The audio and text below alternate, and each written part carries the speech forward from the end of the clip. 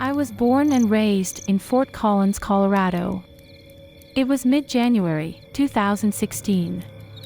I was 23 years old and had recently started dabbling in the dating scene again.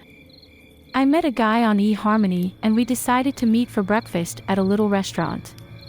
The date went really well, and after about an hour and a half, my date, whom I'll call Josh, asked if I wanted to go for a walk with him and his dog, Bandit.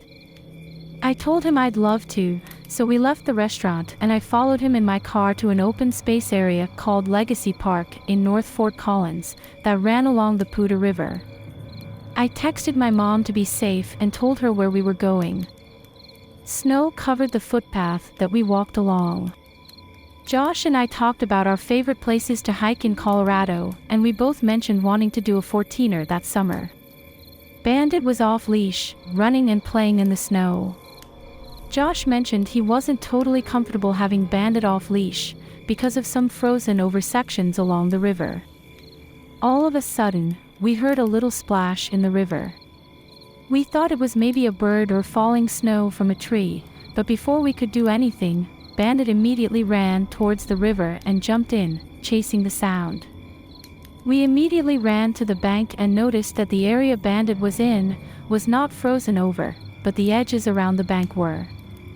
Bandit was trying to pull himself out of the water, but couldn't. The ice along the edge was too slippery. In that moment, both of us panicked. Josh started screaming Bandit's name and we both ran downstream, trying to get ahead of him. Only 100 or so feet away was a big frozen-over area of river. Josh and I started screaming in panic as we both jumped down the side of the embankment. But we didn't get there in time. Bandit was already under the ice. With our adrenaline rushing, both of us jumped on top of the ice, screaming and searching the water below for his dog. All of a sudden, I heard a loud crack. The sound of the ice cracking echoed throughout the woods. I looked at Josh in fear, and then we both fell through the ice into the frozen water. The water was waist-deep only, but the temperature took my breath away. Both Josh and I struggled to get back on the ice, but we were able to pull ourselves up. Within about 60 seconds, Bandit came back up to the surface of the water on the other side of the ice block. Josh grabbed him by his collar and pulled him onto the ice, and we both dragged him back to the embankment. Josh was screaming for help, and by that time, a few joggers had stopped to help us and had actually called 911. Bandit wasn't breathing, so I immediately started CPR on him while screaming for someone to get help. As I was doing CPP, I could hear the sloshing of water in Bandit's lungs, and I knew it was bad. Josh was completely inconsolable.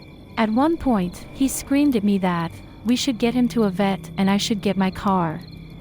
With that, I jumped up and started running back to the parking lot about a half-mile away. I was soaking wet, freezing, and didn't even realize right away that I had lost my shoes in the river. I got to my car and floored it through the woods to get to Josh and Bandit. When I found them, Josh had Bandit in his arms and was running towards me. He jumped in my car and I raced to an emergency vet clinic about a mile away. When we got to the clinic, we threw open the doors, screaming for help.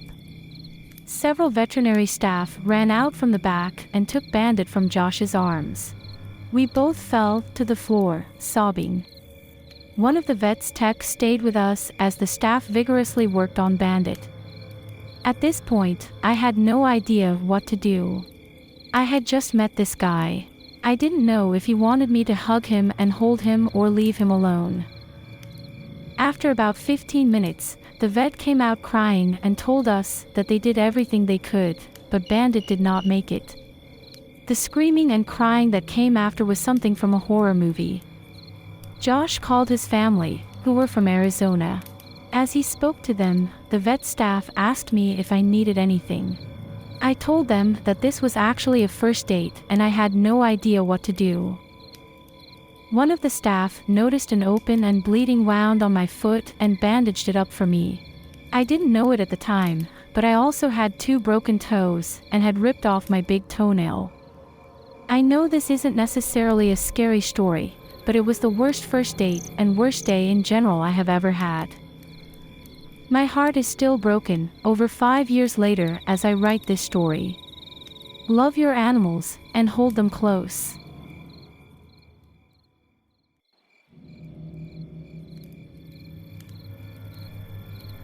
I had been out of the dating game for roughly a year, and knowing that I am an awkward mess, my best friend had convinced me to try out OkCupid. I started using the site, thinking that I can get to know people online and then try a date. But now I know, it was a terrible idea and I'm still mad at her. So, I met this guy on the site, and we spent a few weeks chatting and getting to know each other. He seemed really cool. He asked me on a date, and I said sure. Here's the part where I'm a moron and am surprised I didn't get murdered. I said I prefer low-key dates, so he suggested that he'd cook us dinner and we'd watch indie horror films at his place. I was so stupid to agree with that. I showed up to his place. I had previously developed a code word system through text with my bestie, and she had all the details of where I was. He met me outside, and I realized I towered over him. At 5 feet 7 inches, that rarely happens to me, but I shrugged it off. Can't help your height, right? We sat on the couch, and he put on this weird Italian art film. No subtitles, in all Italian, neither of us know what was happening. So, I just sat there, feet flat on the ground, spine rod straight, sipping my wine, when he decided to basically curl up in my lap. Then he started nuzzling my face. Like that things cats do. But with his face on my face, for at least 10 straight minutes. His dog looked at me with pity. At that point, I excused myself to the bathroom and texted the bestie to call me and get me out of there. After taking her call 20 minutes later, I politely tried and thanked him for the glass of wine and made my way off the couch. But he laid across me and forced cuddles me. Wouldn't let me leave, so I just stood up and he plummeted to the floor. Because, like I said, I was an Amazonian compared to him. He popped up off the floor to help me put my coat on, and gave me one good sniff, right at the nape of my neck. Pretty sure some of my hair still infused to his brain from how deep an inhale that was. I made no attempt to hide my running down the 3 flights of stairs and up the block to my car. Deleted my account that night. Oh God, never again.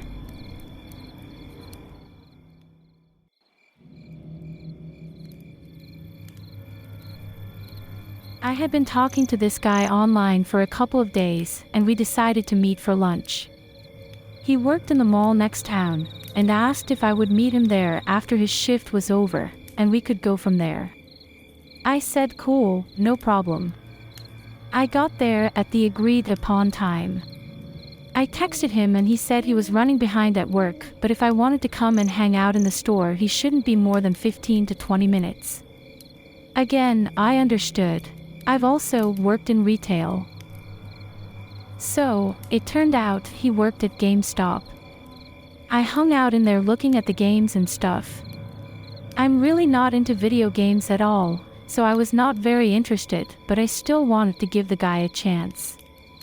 I ended up waiting for about 45 minutes. I was actually in the middle of telling him that we should reschedule since he couldn't leave work.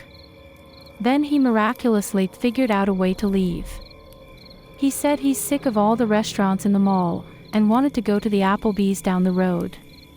So, we got in his car, and as we were driving, I was trying to figure out something to talk about. I asked him if he's into sports, because I went to some college and I enjoyed the football games. He went on this rant about how football is stupid and anyone who enjoys it is also stupid.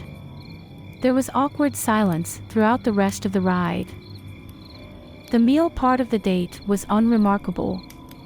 It wasn't bad, but I don't really remember what we talked about. I remember, I told my friend to call me so I could have an excuse to leave if I wanted one. But I ignored her call, so I guess it wasn't awful. On the way back to the mall where my car was, there was kind of a lot of traffic, so it took a while. I had my hands in my lap.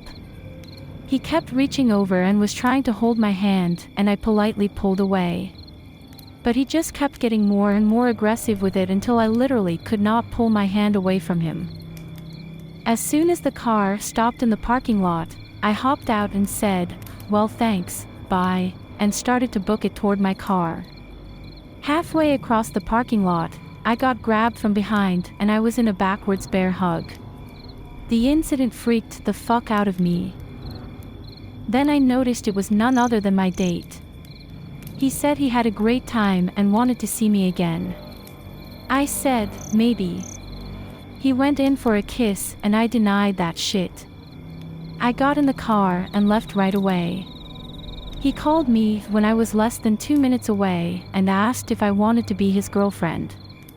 I said, sorry, but I don't think this is going to work out. In his defense, he never contacted me again, which really surprised me.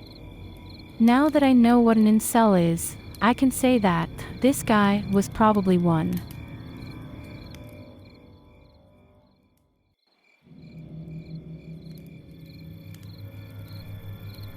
I was in a couple of classes with this guy named Eric. He and I were both English majors, so I had known him for 3 years, but not so well. Senior year of college, he decided to ask me out for a drink, and I said yes. He suggested going to the local college bar, and I agreed that it would be nice. When we arrived, several people started calling my name, including a few male friends of mine. I told them I was there to have a drink with Eric, and that we would join them, if Eric was interested. Eric said that would be fun, so we joined their table. Eric and my friends got along fairly well, but Eric started to get drunk. Since the bar was within walking distance from my house and Eric had driven to my place, I was worried that he might want to stay over. I did not want him to, and as the evening progressed, I had decided that I wasn't very interested in him. I pointed out to Eric that he needed to go home that evening and that he had to drive. I specifically told him that he could not stay at my place. Since I had made my wishes known to him, and he's ultimately responsible for himself, I didn't say anything when he proceeded to become extremely drunk. Around 12:30 a.m., it was clear that he needed some help. I had abandoned our date by that time as he had decided to drink himself into a stupor. A male friend of mine offered to help me get him back to my place. On the walk home, Eric was crying drunk that he was jealous of the other guys, and he just wanted me all for himself. Yeah. You are right. It was creepy. Clearly, Eric could not drive home. My friend wrangled him to the living room couch before leaving. I threw a blanket at him and was really pissed because this person was very drunk and was in my house then. Luckily, I locked the door to my bedroom before climbing into bed. Very shortly after, I heard a light tapping, and then a voice, "Can I come in?" I hollered at him to go back to bed. Well, this went on for most of the night. He was even turning the door handle as if he would have come in regardless of my answer. He tried it several times. When I woke up, I stormed into the living room, ripped the blanket off of him, and told him to sleep it off outside, in his car. Yes, class was quite awkward from then on.